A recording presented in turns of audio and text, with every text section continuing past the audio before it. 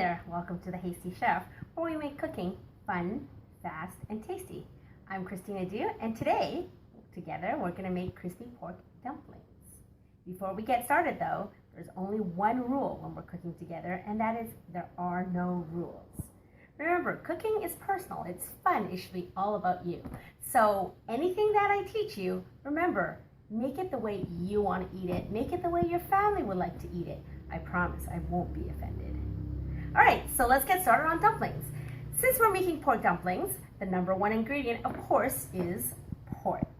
Now, that being said, if you are vegetarian, leave out the pork. Again, this should be all about you. So anything you want to modify, just do it. So first ingredient is pork. What we have here is 1 pound of minced pork.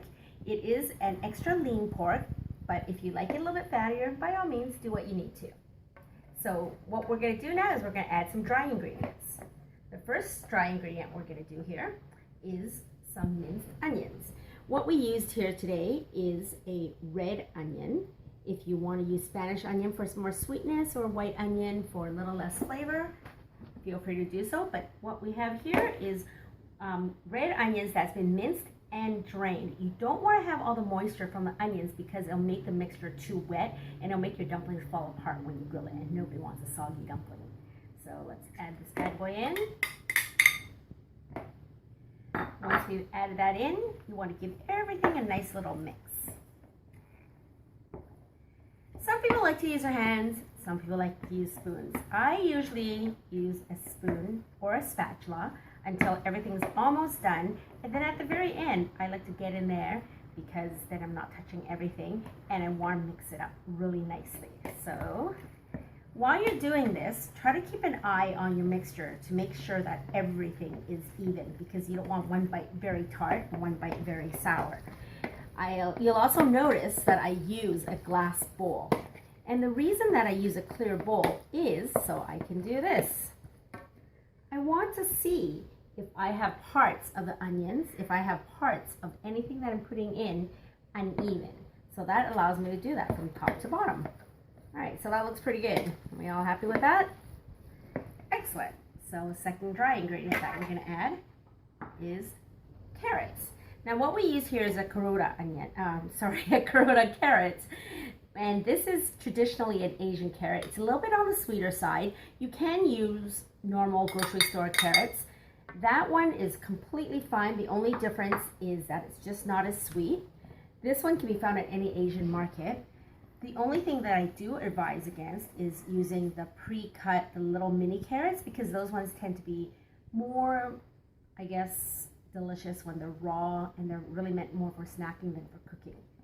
All right, this is really easy to watch because it's nice and bright and orange, so you can tell exactly how it's being mixed. So when I'm mixing things in, I usually go front and back, and then I go side to side. That way it's really nice and easy. Then at the very end, it's kind of like cutting a pizza, up and down, side to side, and then diagonal. And then I like to do the flip. And then, again, because you're using a glass bowl, I do a last minute check. And everything looks pretty good. Let's give it one more time, just for fun. All right, excellent. So the next ingredient we're gonna add here is the next dry ingredient, which is cilantro. So cilantro, you can use just the leaves, you can use the stem, you can use whatever you like. There is definitely more flavor if you use both. In our case, we did use both. And you want to mix it up as much as possible. For all the ingredients, you'll see everything is pretty small pieces. And the main reason for that is just so that when you're taking a bite of your dumplings, you're not going to have big tart onion taste or really sweet carrot or a mouthful of cilantro or ginger. So once again, same premise, not exactly rocket science. So as I'm adding ingredients, you know, we've talked about this already, that everything should be adjusted to your taste. So what that means is if you don't like cilantro, don't sweat it, don't add it. Now if you like a little bit of spice, add some Thai chilies or add some hot sauce. There really is no right or wrong, because at the end of the day, it's just what you enjoy eating. All right, so as you look into the mixture, you can see here, the onions, the carrots, the cilantro are all nice and evenly mixed. You can take a look at there. And so pretty happy with that. Excellent. And the last dry ingredient we have here before we add wet is ginger. So for ginger, you can do it the old-fashioned way, which is chopping, or you can toss it in a food processor, which is what we did here. You can use a microplane. There's so many different ways to do it, but regardless of how you want to do it, ginger is a delicious, fragrant spice. And in Asian cooking, we do a lot of it. All right, so because we actually minced it and pulverized it early in the food processor, you'll see I can practically do it as a spread. If you see how I'm doing it, I'm actually spreading it right in, almost like a pate. And then I'm going to do the same thing on this side. So it's doing the work for me. There we go. Because it's so minced, you'll see that you won't even actually be able to tell the ginger was ever in there. All right, great. So unfortunately, you cannot smell what I'm smelling right now, but it's starting to smell pretty good here. All right, so the next ingredient we're gonna do is going to be our Fuse Sesame Ginger sauce. So if you have our sesame ginger sauce, this is amazing with its dumplings. If you take a look at the actual sauce, we have a lot of flavors in there. There's garlic, there's chilies, there's sambal, there's more ginger, there's scallions, there's rice vinegar. There's so many ingredients in here.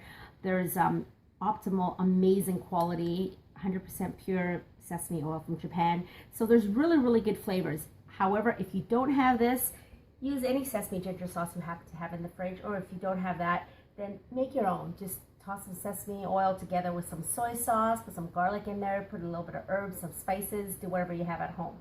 So it's not the end all be all, but definitely if you don't have this, I recommend picking this up. All right, so we're gonna toss this all in there as well. So you're really able to tell how aromatic this sauce is. The flavors are incredible coming out of it right now. All right, so lastly is we need to do binders. So the first thing we're gonna do is beat an egg, and I don't know if you saw that, but I had already seasoned it with some salt and pepper. We're gonna do about half an egg. Can't really measure half an egg, but about half an egg in there. Don't want it too wet. All right, and then, of course, we then want to add the panko. So before I do that, let me just even it out. Just like the garlic paste, or I mean the ginger paste, we want to basically put it all in so it's nice and even. And then we're gonna add the panko. Here we go. Last ingredient. And voila, there you have it. Mix it all up and you have delicious pork filling. The fun thing about this is that you're not actually just making a filling for pork dumplings. This can become, with a little bit of modification, amazing spring rolls, really great salad rolls, and even amazing meatballs.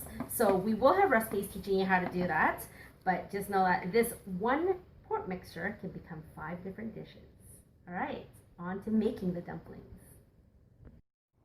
So here's the fun part. Now we're gonna make dumplings. This is when, if you have children around, get them involved. They love doing this sort of stuff. I'm gonna teach you 2 different ways to make dumplings. And remember, now that you know how to make dumplings, or soon you'll know how to make dumplings, you can replace pork fillings. You can turn it into fun pierogies, for example, or at the restaurant, we actually used to do dessert dumplings. So we actually did a red bean tapioca, delicious. So any way you want to do it, you can grill it, you can deep fry it, you can boil it, you can steam it, however you want to do it. So there's 2 ways to do it.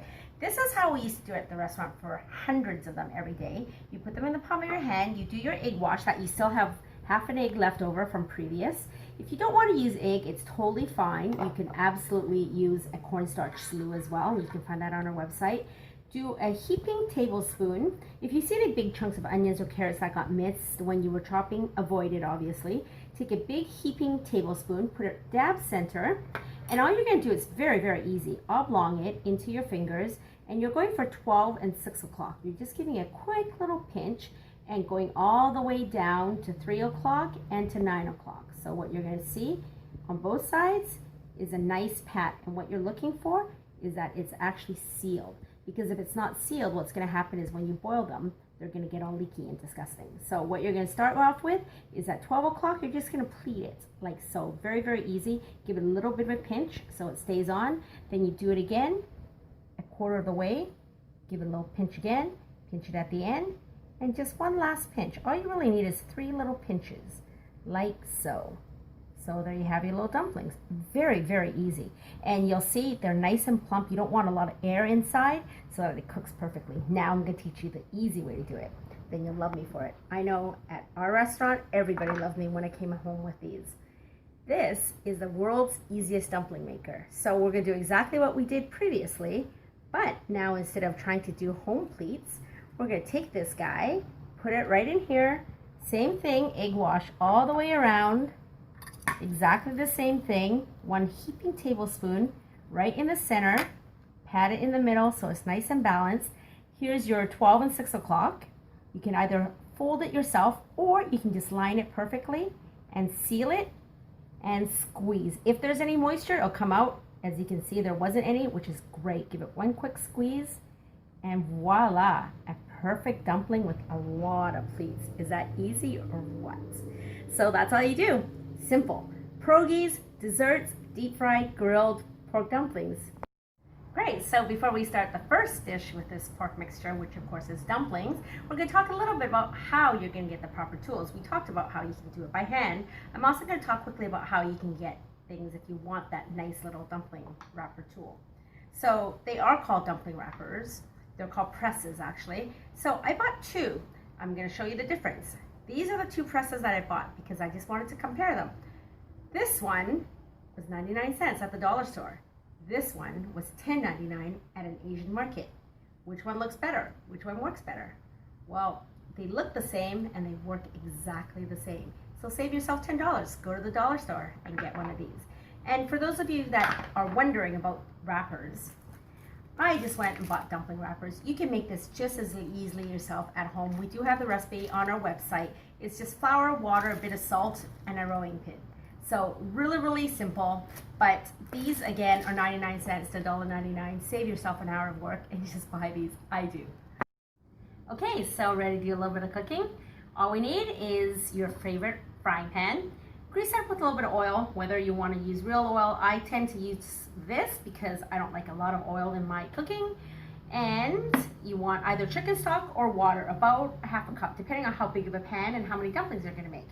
Once you hear sizzling, add your dumplings. The most important thing to remember is to make sure your dumplings don't touch, or else you'll basically get it all connected and you get one huge dumpling.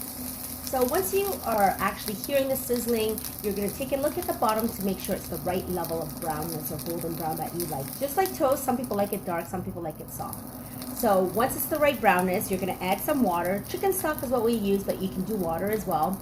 About half an inch into the dumpling, and then put a lid on it. Make sure it's sealed tightly because you want it to steam. Remember, it's raw pork, so you definitely want it to steam and fully cook. So now we wait 4 minutes and let it simmer down and evaporate. So take off your lid, make sure the water is all gone, and leave it on the element for a few minutes so that it can get nice and crispy on the bottom again. Great, now we have a lot of delicious dumplings. What do we do with 50 or 100 dumplings? First, I recommend parboiling them. So what that means is toss them in a big pot of water, and just like pierogies or dumplings or gnocchi or anything else, let it rise to the top, approximately 2 minutes in boiling water, and then what you want to do is place them on a rack or parchment paper anywhere, and you want to lay them down flat, and you want to make sure they don't touch, because if they touch and they're in the freezer, you're going to get a big sticky mess, which you don't want. But if you actually lay them down like this, they will freeze about half an hour or so. Then you can put them together, put them into a baggie, into a Tupperware, whatever you want to do, and then they'll hold easily for a few months and they will still taste delicious. All right, so that's what you do to freeze your dumplings. Okay, so on to the plating so we can eat. So we are going to do 5, since that's what we made, but obviously if you have 10, then do 10. Whatever you made is what you're going to eat. And we are going to use, again, our Fuse Sesame Ginger sauce, which is of course already in the dumplings. And as we mentioned before, it's all about your preference. So if you like it spicier, add some Thai chilies, add some sambal, add whatever you like. If you like it a little sweeter, add a touch of honey. All right, so here we go, some dumplings. As soon as we're off camera, we are going to give this a shot. And we talked about earlier about this beautiful pork mixture, how you can turn it into something other than dumplings. There's so many different things you can do with it, probably 4 or 5, but here's a couple ideas. So one is lovely crispy spring rolls that we did in our air fryer. So there's 3 here. 1 we did in an air fryer, 2 we did in the oven. We will follow up with an episode showing you that. And there we actually did it with our Thai peanut sauce, which is lovely, but you can also do it with sesame ginger. And lastly is little meatballs. Once again, with the pork mixture, we roll them into meatballs and then we bake them, and they become little hors d'oeuvres, which are also delicious. These are really moist and flaky inside, so you don't even need any sauce if you don't want to. So come back and join us for another episode where we turn the dumpling mixture into spring rolls and meatballs. So in the meanwhile, have fun. Always have tasty and hasty meals. Thanks for joining us. See you next time.